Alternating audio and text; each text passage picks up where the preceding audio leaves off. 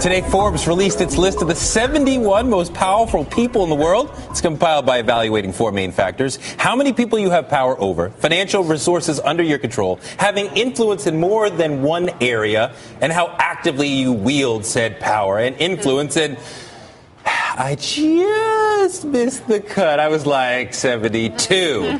Next year, crossing my fingers. Holding the number one spot, as you would assume, President Barack Obama. He's followed in the top five by German Chancellor Angela Merkel, Russian, what is he, potentate, Vladimir Putin, Bill Gates, and Pope Benedict XVI, or at Pontifex, for those of you on the Twitter. So what do we think about this list? Let's put it through the spin. And there was an interesting name at number 62 that jumped out at me. Joaquin Guzman Loera, the biggest and baddest drug trafficker in the world. He heads the Sinaloa cartel. And, I mean, it's interesting that they're noticing the underground economy, and the guy is worth like $1 billion, so you kind of have to notice him. He's a big reason for a lot of the cocaine, heroin, marijuana in America and a lot of the other places in the world.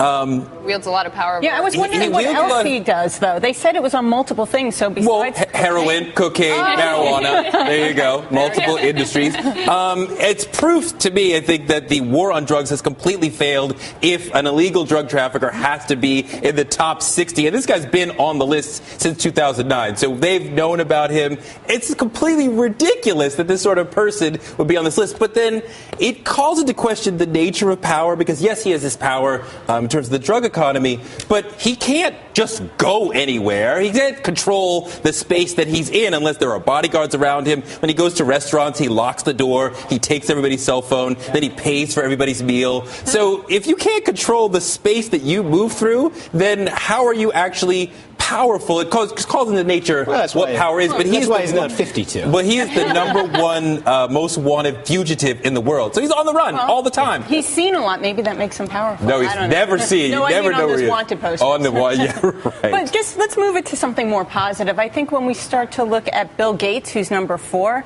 and he's also the second wealthiest man in the world, but what he's number 4 is not for his business, but rather for his charitable giving. I mean, right now he's on path to prevent 8 million deaths by 2020 with his work and the money he's donating. So I think that's really substantial. And just to counter the drug dealer, I think seeing him at number 4 is great.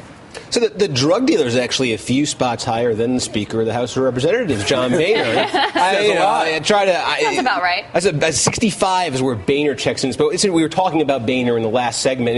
What Lawrence is saying is true. It's not Boehner's fault that he's a weak speaker, but he is an incredibly weak speaker. There's that thing in the Times today suggesting, maybe they're coming around. I don't think the members are coming around at all. The problem is that the Republican Party is driven by the sort of the conservative movement more now than ever before in the last couple of years. And Boehner is a little more old school than that. He came to Congress in 1990. He was sort of a reformer. He teamed up with Democrats. He was more pragmatic, climbed into the leadership, fell out of the leadership, climbed back in, was next in line for the speakership when the whole Tea Party thing happened. And the story of his speakership is just very simply, the Tea Party conservatives have been waiting for the minute that he sells them out. And he hasn't sold them out yet, which means he really hasn't So it's a little bit like the tail wagging the dog. Yeah, he hasn't exercised any power, which is why this is such a test this month. He's waiting this out as long as he can. He's looking to have enough credibility with the right to make a deal.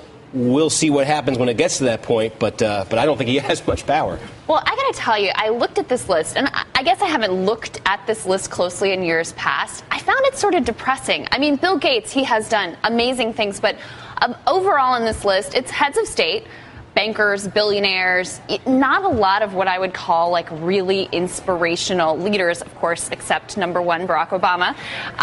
But there were only 6 women on it. It felt very much like a sort of old school interpretation of what power is. And I'm not even sure, I don't really object to who they put on.